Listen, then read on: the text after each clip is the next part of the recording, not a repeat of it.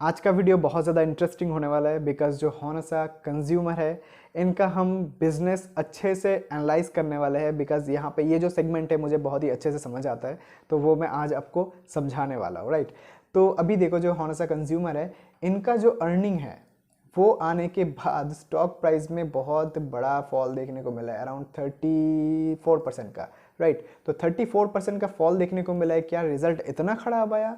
Quarterly result पे जाते हैं तो देखो बहुत ज़्यादा ख़राब नहीं, बट रेवेन्यू डिक्लाइन है, बट ऐसा नहीं कि 400 से 200 हो गया, ऐसा नहीं है। बट यहाँ पे सबसे बड़ा प्रॉब्लम क्या है? कंपनी का जो ऑपरेटिंग मार्जिन है ये सबसे बड़ा प्रॉब्लम है। एंड यही ओवर द होल वीडियो आपको समझना पड़ेगा कि किस तरीके से प्ले करता है, तभी जाके आपको इनके इनके जो बिजनेस है उसमें जो प्रॉब्लम है वो आपको समझ में आएगा। तो इसलिए ध्यान से मन लगा के सुनना। राइट, तो अभी देखो कंपनी का जो बिजनेस है वो सबसे पहले देखना इंपॉर्टेंट है। कंपनी क्या करता है? Honasa consumer provides beauty and personal care products through its digital platform. तो कंपनी के पास ब्रांड कौन कौन सा है वो सबसे पहले देखोगे तो समझ में आएगा।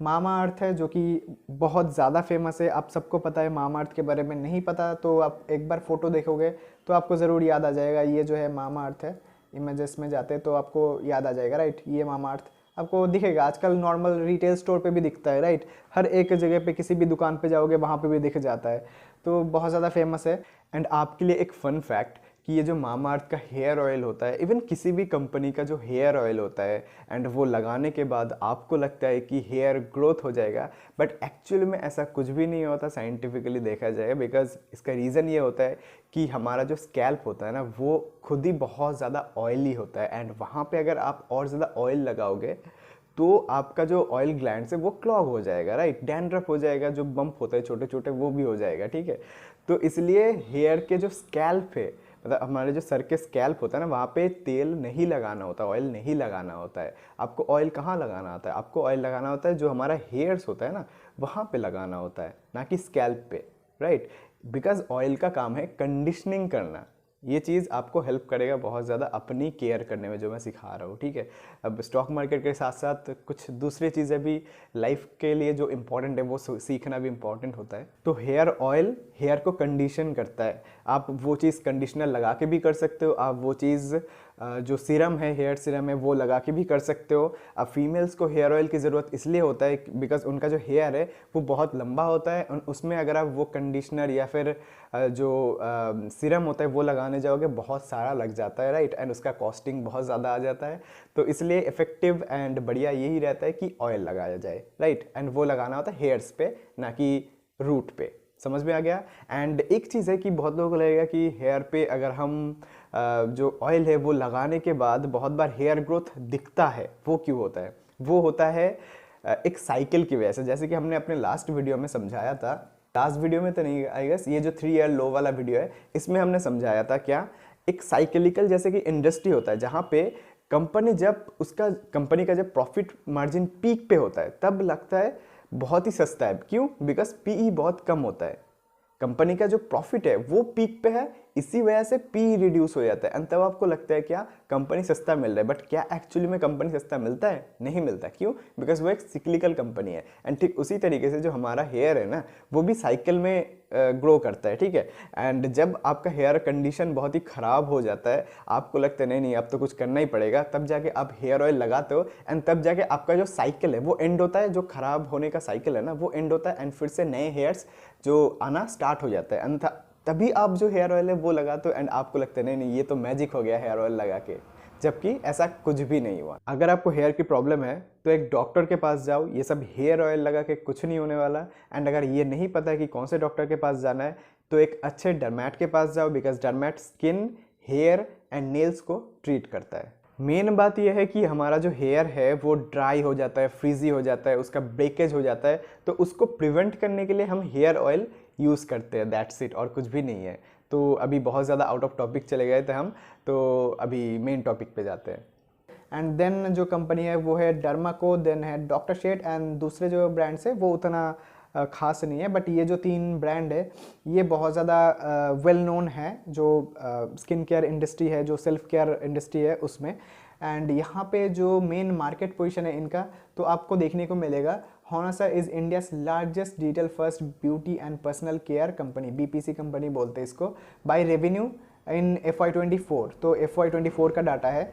कैलेंडर ईयर 23 में Mamaearth ranks as the third largest skin care brand in India.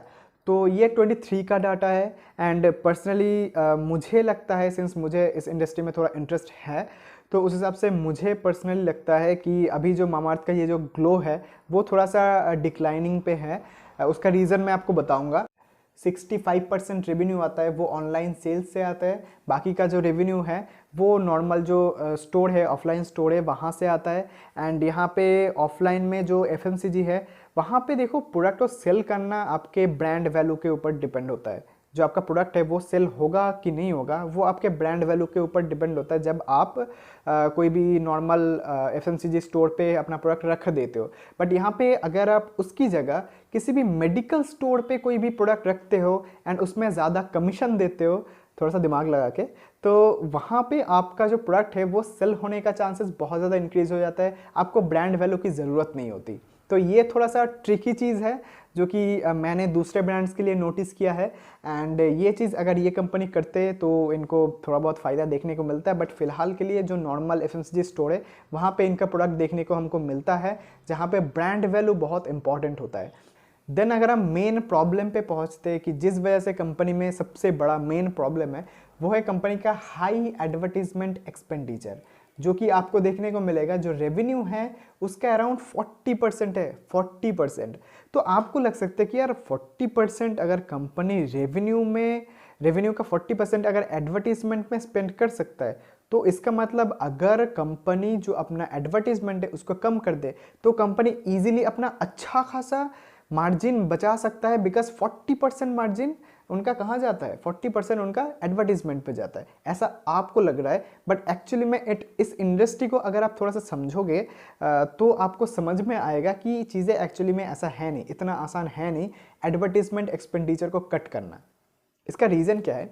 इसका रीज़न ये है कि आप इस इंडस्ट्री में अपना परमानेंट ब्रांड वैल्यू बनाना बहुत डिफ़िकल्ट है। इसका रीज़न क्या है? इनोवेशन।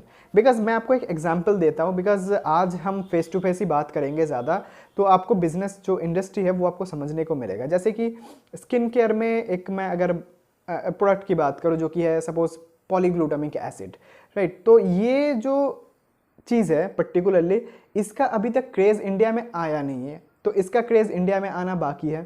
तो अभी सपोज कुछ 2-4 ब्रांड जिन्होंने ये पॉलीग्लूटामिक एसिड इंडिया में बनाना स्टार्ट कर दिया है, बेच रहे हैं। एंड आपको क्या लगता है यहाँ पे जो दूसरे ब्रांड है वो जब पॉलीग्लूटामिक एसिड बनाना स्टार्ट करेंगे तब क्या होगा? तब कंपटीशन बहुत ज़्यादा इंक्रीज़ हो जाएगा। एंड आपको इतने सारे प्लेयर्स है मार्केट में, लाइक 50-100 प्लेयर्स में अगर आपको अपने आप को स्टैंड आउट करना है, आपको क्या करना पड़ेगा? आपको करना पड़ेगा इनोवेशन। अगर आप इनोवेशन करने जाओगे तो आपका मोस्ट प्रोबेबली खर्चा बढ़ेगा, एंड खर्चा बढ़ता भी नहीं है। तो अगर आप इनोवेशन करोगे तो उसके बाद भी आपको अपने प्रोडक्ट को लोगों के सामने ले जाके रखना, टिका के रखना is a difficult thing. Because आप सपोज इनोवेशन कहाँ तक कर सकते हो? आप एक पर्टिकुलर कीवर्ड लिख दोगे। सपोज स्टार्टिंग में कंपनीज लिख रहे थे एक्सट्रीम हाइड्रेशन आपको मिलेगा स्किन पे लगाने के बाद, बट अभी इनोवेशन क्या होता है? किसी ने एक और वर्ड ऐड कर दिया कि हाइड्रेशन के साथ साथ आपका जो स्किन क्वालिटी है, टेक्सचर है, वो भी इंप्रूव होगा, जो स्किन लाइटनिंग इफेक्ट है वो भी देखने को मिलेगा। तो इस तरीके से कंपनीज खेलते हैं। अब एक्चुअली में इनोवेशन कितना कुछ हो सकता है वो डिफ़िकल्ट बात है, बट जो की वर्ड्स है उसके थ्रू ऑनलाइन मीडिया में, ऑनलाइन जो सेलिंग है उसमें खेला जाता है। अगर मैं आपको यहाँ पे अमेज़न पे दिखाऊँ, सॉरी ये तो amazon.com है, तो एक मिनट, कहाँ गया?